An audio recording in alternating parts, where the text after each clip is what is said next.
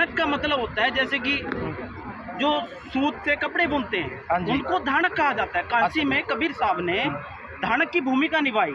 120 साल वो हमारे बीच में रह के गए और हमें ये पता नहीं चला कि वो परमात्मा है, वो क्रिएटर हैं, वो गॉड हैं, वो सारी सृष्टि के रचनहार है। आज हमें उस शास्त्रों के अनुकूल हमें पता चल रहा है। जैसे कि गुरु ग्रंथ साहब की एक और मैं आयत आपको सुनाता हूँ। गुरु ग्रंथ साहब के पेज नंबर 721 पे लिखा हुआ है कि यक अर्ज गुफ्तम तो दर पेश गोस कून करतार हक्का कबीर करीम तो बे परवरदिगार। अब नानक साहब जी ये वाणियाँ बोल रहे हैं, कम से कम हमें एक बार विचार करना चाहिए कि जो संत महापुरुष, वो छोटे मोटे संत नहीं है। नानक साहब जी भी बिल्कुल बहुत बड़े संत हुए और उन्होंने ये वाणियाँ बोली है। इनका अर्थ क्या है? अर्थ क्या है इनका? क्योंकि सभी वाणियों का तो घोट लगा रखा सभी ने, पर उनका अर्थ, उनका निचोड़ नहीं दिया कि एक्चुअली वाणी हमें क्या कहना चाह रही है। बिल्कुल। तो भाई सारे भाइयों ने मेरी पहले तो राम राम।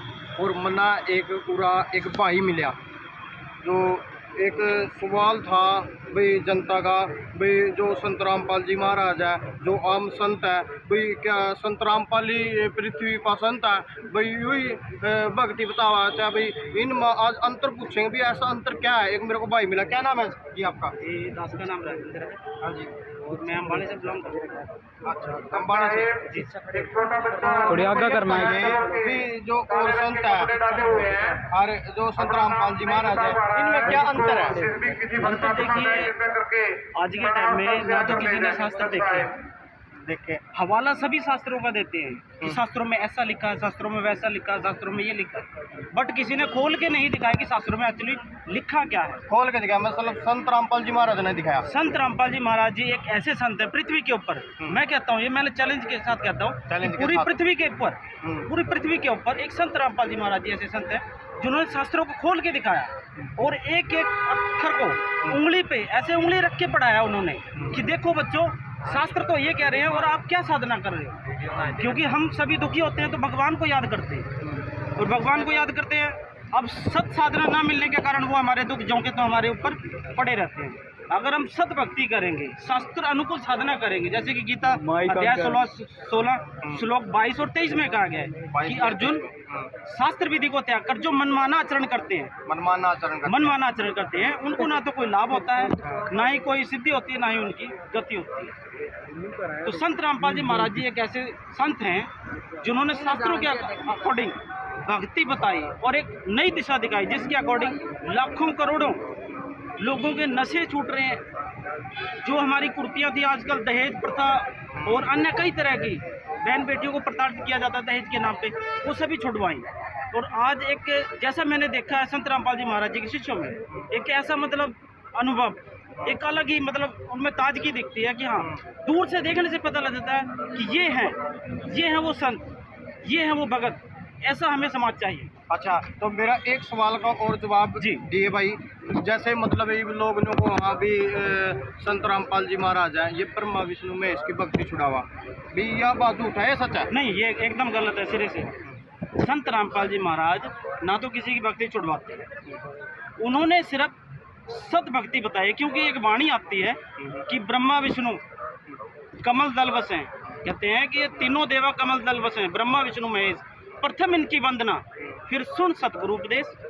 यानी कि कोई भक्ति नहीं छुड़वाती, यह बात बिल्कुल झूठ है। ये लोगों ने वैसी अफवाहें बनाई हुई हैं, कोई भक्ति छुड़वाते नहीं। वो तो शास्त्र अनुकूल साधना बताते हैं कि इनकी भक्ति एक्चुअली करनी कैसे है, लाभ हमें यही देंगे, बट इनकी भक्ति कैसे करनी है, इनसे लाभ कैसे लेना है, वो विधि बताते हैं। अच्छा, एक सवाल और है मेरा भाई, भाई क्या हुआ अभी जिस तरह और संत है जैसे, ठीक है, और कबीर साहब को मतलब संत के रूप में पूजते और संत भाई जो कबीर साहब को परमात्मा कहते हो, यह क्या चक्कर है जी?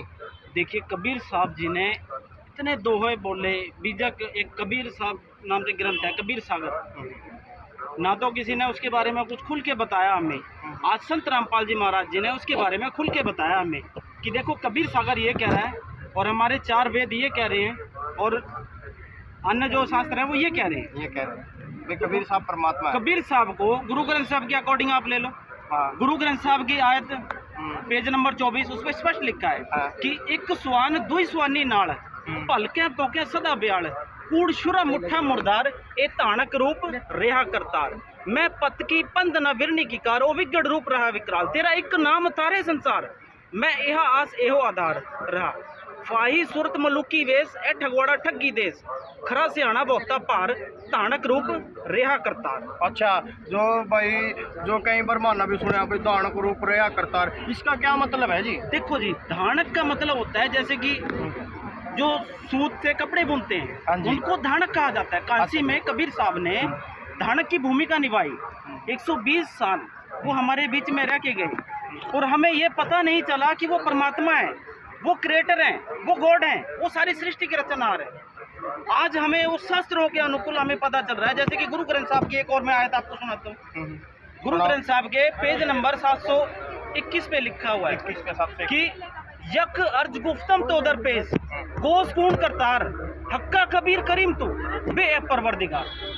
अब नानक साहब जी ये वाणियाँ बोल रहे हैं, कम से कम हमें एक बार विचार करना चाहिए कि जो संत महापुरुष, वो छोटे मोटे संत नहीं है नानक साहब जी भी, बिल्कुल जी, बहुत बड़े संत हुए और उन्होंने ये वाणियाँ बोली है, इनका अर्थ क्या है? अर्थ क्या है इनका? क्योंकि सभी वाणियों का तो घोट लगा रखा सभी ने, पर उनका अर्थ, उनका निचोड़ नहीं दिया कि एक्चुअली वाणी हमें क्या कहना चाह रही है। बिल्कुल भाई, मतलब किसी ने भी खोल का कौन नहीं दिखाई भाई, मतलब कोई भी गीता या शास्त्र, कोई वेद या वाणी किसी संत ने भी आज तक, कहने का मतलब आपका यूँ है अभी किसी ने भी खोल का नहीं दिखाया, सिर्फ संत रामपाल जी महाराज ने दिखाया। जी हाँ, संत रामपाल जी महाराज जी ने सभी शास्त्रों को प्रमाण सहित उंगली रख के पढ़ाया और खोल के दिखाया कि बच्चों ये शास्त्र ये कह रही है। और उनके सभी अन्यायी जितने भी मैं मिला हूँ अभी तक तकरीबन सभी, एक अलग ही उनसे मिलने से एक अलग ही अनुभव होता है।